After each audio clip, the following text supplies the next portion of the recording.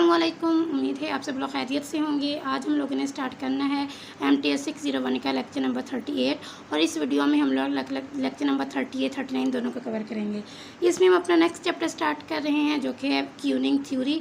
क्यूनिंग theory से mostly आपका objective part ही बनता है, सब्जेक्टिव से यहाँ से कुछ नहीं आता। अगर आए भी तो लेक्चर नंबर 39 के जो लास्ट में कुछ फार्मूलाज हैं, वो फार्मूलाज अगर आप अच्छे से उनको रट्टा लगा ले, प्रिपेयर कर ले, तो वहाँ से आपके शॉर्ट क्वेश्चन बन जाते हैं। अदरवाइज जो भी इसके लेक्चर नंबर 38 में जितने भी टॉपिक्स हैं, यहाँ से जस्ट आपके MCQs ही बनते हैं। तो चलिए स्टार्ट करते हैं इसका इंट्रोडक्शन। क्यूनिंग थ्योरी, क्यू के बारे में तो आपको पता होगा कि तार को कहते हैं। तो इसमें मोस्टली यही कॉन्सेप्ट है कि आप लोगों ने देखा होगा कि अक्सर रेलवे स्टेशन के बाहर, सिनेमा के बाहर या कोई भी बुक शॉप, कोई भी शॉप, उसके बाहर लंबी सी लाइन लगी हुई होती है। तो उसी को हम लोग कहते हैं क्यूनिंग थ्योरी। और वह सब लोग जितने भी वो क्यूनिंग थ्योरी में वो जो लोग लगे हुए होते हैं, उनको इस ऑपरेशनल रिसर्च में हम उन्हें कहते हैं कस्टमर, उनको कस्टमर कहते हैं। और जो उन्हें डील कर रही होती हैं उनको हम लोग सर्विसेज कहते हैं।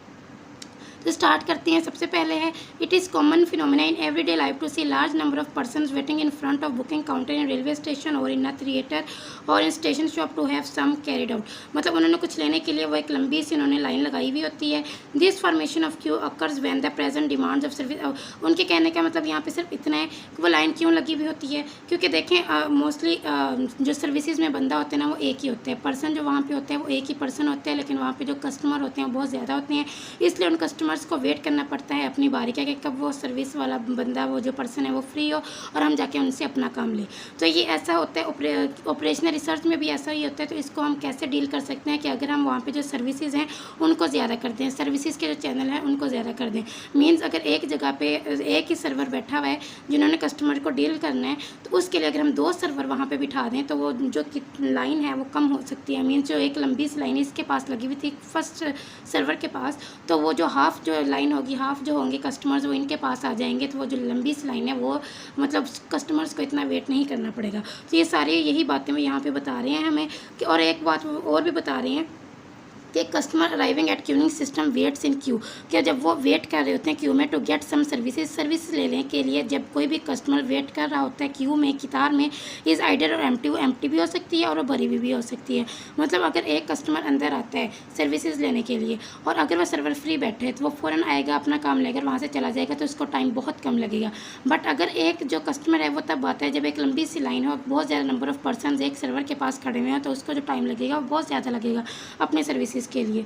तो ये सारी बातें वो यहाँ पे कह रहे हैं। और नेक्स्ट उन्होंने कस्टमर के बारे में बताया, जो कि मैंने अभी आपको बताया कि कस्टमर किसे कहते हैं, जो कुछ सर्विसेज लेने के लिए आता है और मतलब arriving unit date require some service to be provided. जो कस्टमर वो होता है जो अपनी सर्विसेज लेने के लिए आता है, और इसको हम रिप्रेजेंट करते हैं पीपल, लोग हो गए, मशीन, ETC कुछ भी। तो कस्टमर्स का आपने याद रखना है, MCQ में पूछ सकते हैं। सर्वर किसे कहते हैं, सर्वर वो उसे कहते हैं जो कस्टमर्स को सर्विस प्रोवाइड करता है, तो उसको हम लोग क्या कहते हैं, सर्वर कहते हैं। और उसके बाद है वेटिंग लाइन इन क्यू। अब वेटिंग लाइन इन क्यू का मतलब ये है कि अब ये डिपेंड करता है कि उसको कितना वेट करना पड़ेगा, और ये इस पर भी डिपेंड करता है कब वो जो कस्टमर है वो आ रहा है। हो सकता है वो कस्टमर मतलब तब आए जब वो बिल्कुल एम्प्टी हो, तब उसको टाइम कम लगेगा। और अगर वो ज़्यादा पर्सन खड़े हैं, लाइन जो है वो काफ़ी लेंथी है, लंबी है, तब उसको वेट ज़्यादा करना पड़ेगा।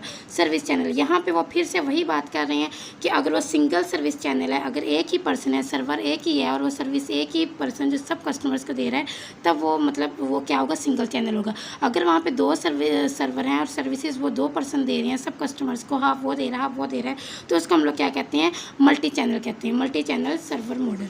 नेक्स्ट हमारे पास है जी अराइवल रेट। और ये बात आपने लाजमी याद रखनी है कि ये जो सर्विस चैनल होते हैं इसको हम K से डिनोट करते हैं, ठीक है। और ये जितने भी नेक्स्ट आपके पास आएंगे कि हम इसको अराइवल रेट को किससे डिनोट करते हैं, सर्विस रेट को किससे डिनोट करते हैं, ये आपने लाजमी याद रखना है, MCQs यहाँ से लाजमी बनते हैं। नेक्स्ट है जी अराइवल रेट।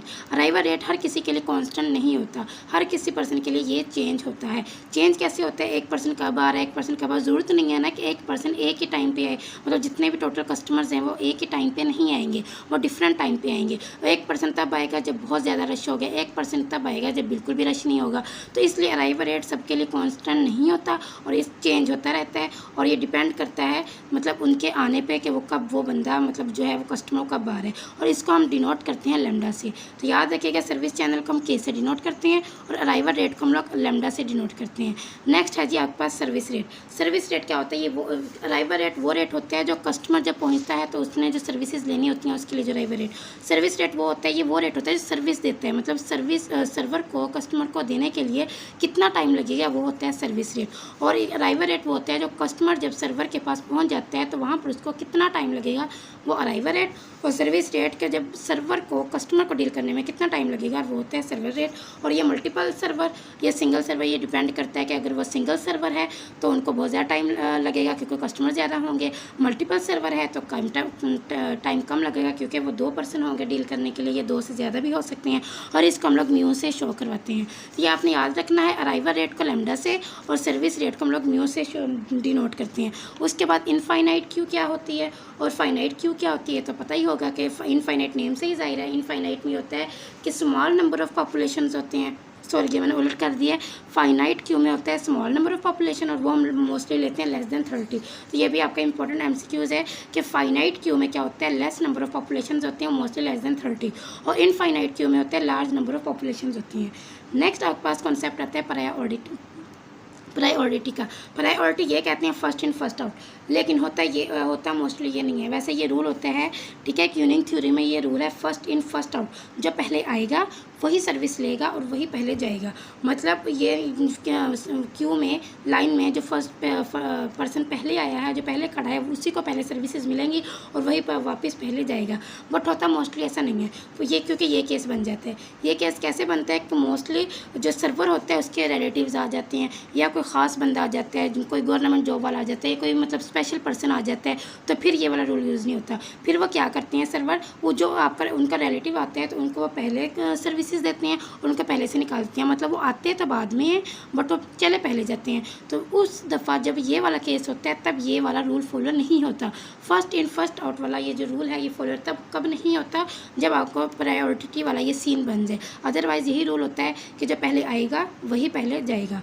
उसके बाद है जी expected number of queue. Expected number of queue में है एवरेज और mean number of customer waiting to be service. ये होता है, इसमें हम क्या लेते हैं, इसमें हम एवरेज लेते हैं या मीन वैल्यू लेते हैं। मतलब एक्सपेक्टेड और मीन नंबर ऑफ़ कस्टमर जो कि सर्विस का वेट कर रहे हैं। और इसमें एक्सपेक्टेड नंबर ऑफ़ मतलब इसमें भी यही है, the average number of customers either waiting to be line, जो लाइन में खड़े होकर वेट कर रहे हैं सर्विस लेने के लिए। इसको हम किससे डिनोट करते हैं, एल से डिनोट करते हैं। इसको हम लोग एल क्यू से डिनोट करते हैं। याद रखिएगा एक्सपेक्टेड नंबर ऑफ़ क्यू को एल क्यू से और एक्सपेक्टेड नंबर इन सिस्टम को जस्ट एल से डिनोट करते हैं। एक्सपेक्टेड टाइम ये होता है कि हम उससे मैक्सिमम टाइम निकालते हैं कि एक कस्टमर को अपनी सर्विसेज लेने के लिए कितना टाइम वेट करना पड़ा, उसके हम लोग WQ से डिनोट करते हैं। ये मोस्टली हो सकता है कि आपको सुनने में ये चीज़ें मुश्किल लगें, बट जब आप इनको अच्छे से रीड करेंगे ना आपके हैंड आउट से, ये यहाँ से जब आप लेक्चर्स लेंगे तो बहुत अच्छे से समझ आ जाएगी। बहुत ही बेसिक चीज़ें हैं। अगर आप इसके स्टेटमेंट को पढ़ेंगे तो ये आप खुद से ही लाइनें लिख लेंगे। अब यहाँ पे नेम से ही जाहिर हो रहा है कि एक्सपेक्टेड टाइम इन क्यू है, मीन्स कि हम यहाँ पे मीन वैल्यू निकालेंगे या एवरेज वैल्यू निकालेंगे कि एक कस्टमर को सर्विस लेने के लिए कितना टाइम वेट करना पड़ा। उस एवरेज जो टाइम होगा उसका हम लोग कहते हैं एक्सपेक्टेड टाइम इन क्यू। उसके बाद है जी expected weighted time for non empty queue. Non empty मतलब एक जो लाइन है वो एम्प्टी नहीं है, उसमें बहुत सारे पर्सन्स खड़े हैं, तो फिर हम लोग क्या करेंगे, उसके लिए जो एक्सपेक्टेड टाइम होगा वो तो बहुत ज़्यादा होगा क्योंकि वो नॉन एम्प्टी नहीं है, उसमें पर्सन्स खड़े हैं। तो ये कहते हैं this expected time of customer waits line, जब आपके पास जो लाइन है वो एम्प्टी ना हो। ये है WN और इसको कहते हैं हम WQ से। ठीक है, ये आपने लाजमी याद रखना है। WN, WQ, LQ, lambda, mu, के, ये जितने भी हैं ये एक लाजमी याद करने हैं। ठीक है, उसके बाद है जी सिस्टम यूटिलाइजेशन और traffic intensity. This is the ratio between arrival and service denote. इसको हम लैम्डा बाई म्यू की जो रेशियो होती है ना उसको हम लोग सिस्टम यूटिलाइजेशन भी कहते हैं और इसको हम लोग ट्रैफिक इंटेंसिटी भी कहते हैं। तो ये रेशियो आपने इसका याद रखना, ये अक्सर आपके MCQ से पूछते हैं। यहाँ पे एक ये न्यू चीज़ है, लेक्चर नंबर 39 यहाँ से स्टार्ट हो रहा है बट यहाँ पे है कुछ भी नहीं। तो इसमें सिस्टम उन्होंने सिर्फ ये कुछ स्टेप्स बताए हुए हैं कि हमने single channel infinite population model को मतलब डील करने के लिए हम कौन से स्टेप्स को यूज़ कर सकते हैं। इसमें फर्स्ट स्टेप ये होता है कि हमने सबसे पहले P&T निकालना होता है और इसका क्या इनको कैसे निकालना होता है। लैम्डा म्यू की वैल्यू गिवन होती है तो इनको यूज़ करते हुए आपने ये P&T निकालना है। उसके बाद आपने expected number of units in system, expected number of unit निकालनी है, वो भी है लैम्डा और म्यू को यूज़ करते हुए। ठीक है, और उसके बाद है यूजिंग रिजल्ट प्रीवियस, इन स्टेप्स को यूज़ करते हुए फिर आपने सिस्टम यूनिट को निकालना है। और ये बिल्कुल भी गैर ज़रूरी स्टेप्स हैं, इसको आप अगर स्किप भी कर देंगे। अच्छा, इसमें ना कुछ एग्जाम्पल्स, इतनी लेंथी एग्जाम्पल्स हैं और पिछले वाले स्टेप्स को यूज़ करते हुए नेक्स्ट आपने करना है, फिर उससे नेक्स्ट करना है वो काफ़ी लेंथी है, तो उनको अगर आप स्किप भी कर देंगे तो उससे कुछ भी नहीं होगा, क्योंकि वो वाली जो है वो बिल्कुल पेपर में नहीं आती। ये वाले जो है ना ये फार्मूले ये बहुत इंपॉर्टेंट है आप लोगों के लिए। वो पूछ सकते हैं जी प्रोबेबिलिटी ऑफ एम्प्टी सिस्टम, इसका मतलब लैम्डा और म्यू की वैल्यू देंगे, वो आपको क्वेश्चन में देंगे लैम्डा की वैल्यू और म्यू की वैल्यू। लैम्डा होता क्या है, म्यू क्या होता है, ये अभी हमने यहाँ पे पढ़ा है। अराइवल रेट और सर्विस रेट, ये दोनों रेट वो आपको देंगे, ठीक है। और आपसे पूछा जाएगा कि जी प्रोबेबिलिटी ऑफ एम्प्टी सिस्टम निकाल के बताएं, तो आपने ये वाला फार्मूला यूज़ करके निकाल देना है। वो बोलेंगे जी सिस्टम यूटिलाइजेशन निकाल के बताएं, या एन कस्टमर इन सिस्टम, ये expected number in queue, expected number in system, expected time in queue, expected weighted time in system. ये फार्मूलेज आपको लाजमी आने चाहिए। ये फार्मूले वो यूज़ करेंगे और आपको ये वैल्यूज़ वो खुद से देंगे। इन वैल्यूज़ को यूज़ करते हुए आपने ये वाला जो होगा ना वो निकालना होगा। और ज़रूर नहीं कि वो ये दें कि जी लैम्डा इसके इक्वल है, म्यू इसके इक्वल है, नहीं, वो ऐसे नहीं करेंगे। वो इनको जो यहाँ पे जिनसे इनको डिनोट किया जाता है वो देंगे, वो अराइवल और सर्विस टाइम बोलेंगे वहाँ पे। तो ये आपको पता होना चाहिए कि लैम्डा क्या होता है, म्यू क्या होता है, डब्ल्यू क्यू क्या होता है, एल क्यू क्या होता है, ये सब कुछ पता होना चाहिए। और ये चीज़ भी यहाँ पे आपके लिए इंपॉर्टेंट है कि इसमें वो आपसे पूछ सकते हैं प्रोबेबिलिटी ऑफ सर्विस रेट बताएं, तो केस 1 में और केस 2 में इसका क्या फार्मूला होता है। केस 1 में होता है probability of n at time t, probability of no arrival, probability of no service. ये केस 1 में ये होता है कि अभी तक कोई सर्विस नहीं आया, अभी तक कोई अराइवल नहीं हुआ, और probability of n at time t. इन सबको मल्टीप्लाई करके जो आंसर आएगा वो क्या होगा, केस 1 का आंसर होगा।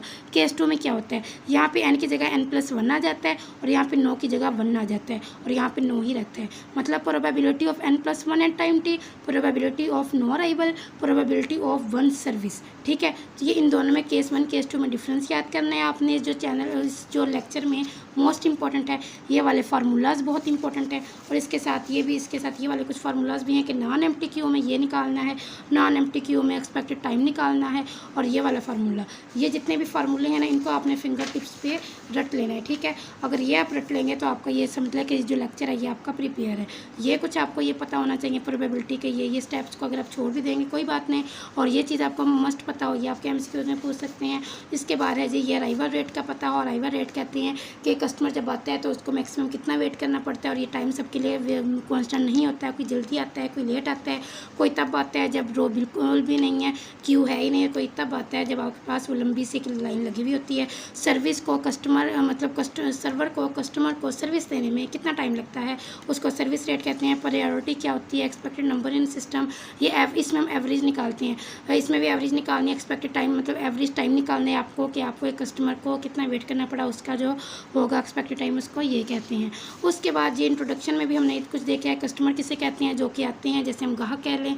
सर्वर कहते हैं जो कि डील करते हैं, जैसे कि शॉपकीपर पे मतलब किसी शॉप पे जाएँ शॉपकीपर डील करते हैं तो वो सर्वर होगा। कस्टमर जो कुछ भी लेने जाते हैं वो कस्टमर्स होते हैं। और लाइन जो वेट करना पड़ता है उनको लाइन में लग के। सर्विस चैनल ये सिग्नल चैनल भी हो सकता है, सिंगल चैनल भी हो सकता है, और ये मल्टी चैनल भी हो सकता है। ये आपके मतलब नंबर ऑफ़ सर्वर पे डिपेंड करता है कि कितने सर्वर्स हैं।